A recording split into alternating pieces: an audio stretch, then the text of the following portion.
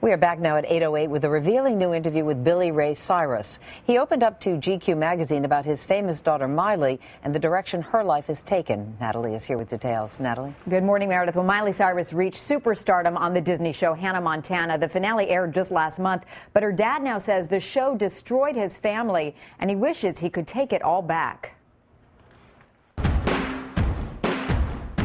Disney's Hannah Montana made Miley Cyrus a household name. My perfume is, oh wow. But in the March issue of GQ, country singer Billy Ray Cyrus goes on the record about the show that made his daughter rich and famous. He tells the magazine, "The damn show destroyed my family. I'd erase it all in a second if I could." Maybe I should just keep my big mouth shut. With the fame came controversy. Miley's wholesome image turned upside down in 2008 when racy pictures of the then 15-year-old appeared in Vanity Fair. Billy Ray spoke with Meredith about the photo shoot. Things get a little out of control and you just got to deal with life. That wasn't the only publicity problem for the teen star. There were photos of a midriff Miley on the internet and Miley's 2009 pole dancing performance at the Teen Choice Awards. They try to take me, but they realize they can't. And her 2010 music video for her single, Can't Be Tamed. In the article, Billy Ray admitted that he was a friend more than a parent, but he blamed Miley's handlers for some of the bumps in his daughter's career, saying some of these handlers are perhaps more interested in handling Miley's money than her safety in her career. I think that Billy Ray could very well be regretting that he didn't manage her career, that he allowed others to step in and take it in a direction that he didn't think was in the best interests of his daughter. Billy Ray told GQ, "I'm scared for her. I want to get her sheltered from the storm." In some ways, it's irrelevant who Billy Ray Cyrus is blaming. You know, clearly he's conflicted, but what is clear is he's in a panic and he's worried about his daughter's welfare, and it's a clear cry for help. Now, Billy Ray also told GQ that he, quote, never made a dime off of Miley. That interview took place back in December. We reached out to Billy Ray Cyrus for comment, but we did not receive a response back. And by the way, Miley will be hosting Saturday Night Live on March 5th, so we'll see if she has anything to say about the article then. Meredith? And Natalie, thank you very much. Sure. Devin Gordon is senior editor of GQ. Dr. Gail Saltz is a psychiatrist and Today contributor. Good morning to you both. Good morning. Devin, if I can start with you, as Natalie said, the interview took place last December. At that point, Billy Ray Cyrus had broken up with his wife, his marriage basically over. He moved back to Tennessee. And I guess it was 5 days after that bong scandal involving Miley became public. But the interview originally was supposed to be about a new album that was coming out. So why do you think the floodgates just opened up here and he shared so much with your interviewer? Well, I think it's one of those cases where you have the right author for the article, the right subject, and perfect timing. This was 5 days after that bong scandal, as you mentioned. And it was clear to Chris Heath, who's the reporter on the piece, that Billy had something he wanted to get off his chest. And Chris detected that very early in the interview and just kind of let Billy Ray get there, as he wrote in the piece, in his own time. And pretty soon he was talking about things that he probably had no intentions of talking about a week or 2 weeks ago or when the interview was set up. And very powerful statements that he made, including when he said that Hannah Montana, the show, destroyed my family. I mean, it's hard to know, and one of the central mysteries of the piece is whether we're seeing a genuine train wreck in progress, as he mentions, or whether this is a very identifiable, worried father of an 18-year-old daughter who's going through a very, very public coming out as a woman.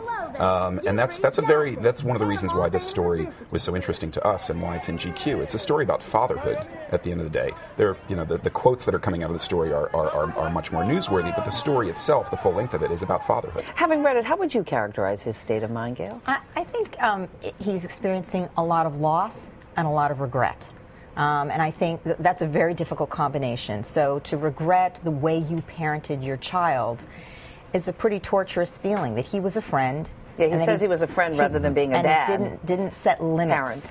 And didn't guide and didn't say no. And now she's 18, and you can't really turn back that clock. And I think that he's suffering from a lot of loss. So he's got the loss that his daughter is grown up, essentially, and out of his control, if you will. He's lost his marriage. And his daughter's career, in many ways, has surpassed his. And that's a loss and a very difficult thing for a man when he's a middle-aged man. But he's also blaming Hollywood for it, for a lot of it.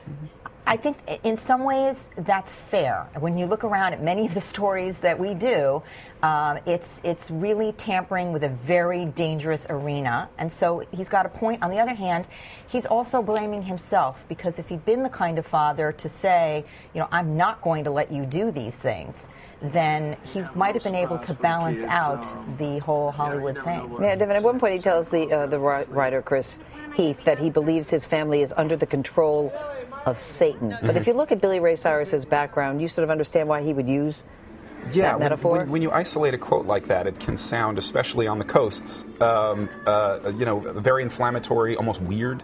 But Billy Ray Cyrus was raised in Tennessee, church-going family. Father was a preacher, sang in gospel.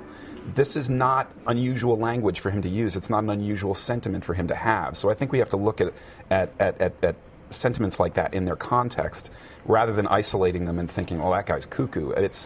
I can understand why he would feel that way.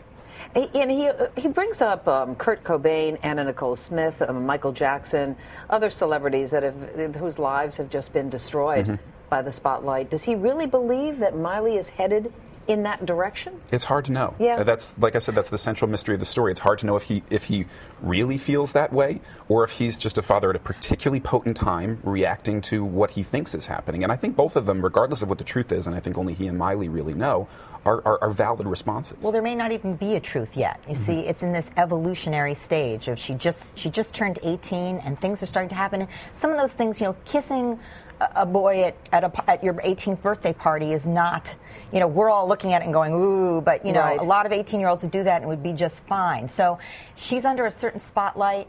It's normal for a parent to express their worst fears. These are worst fears that, when your kid's in trouble, you say, is this going to end in the worst way possible? And I think that's some of what you might be hearing. Yeah, but to express them publicly.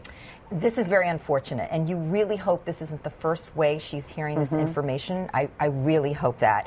I feel badly for them. This is, I think, a very relatable story, that it's very difficult for a dad when a daughter first goes out into this world, which is such a complicated, fast-moving world. Let me ask you just, it's time to go, but I mean, if he's been a friend to his daughter all these years and not parented, is it too late to start parenting? It's too late for some elements, but not too late for everything. I think he should not, I mean, you hear sort of a resigned, I'm stepping back. That's a shame. I hope that he would take this and step in and say, I can't turn back the clock, and I'm sorry for what I didn't do, but I want to be there now, and I can't tell you can't do all these things, but I am going to tell you what I think. All right. Thank you so much, Gail. So, Stephen Gordon, thank you so much. Very powerful interview.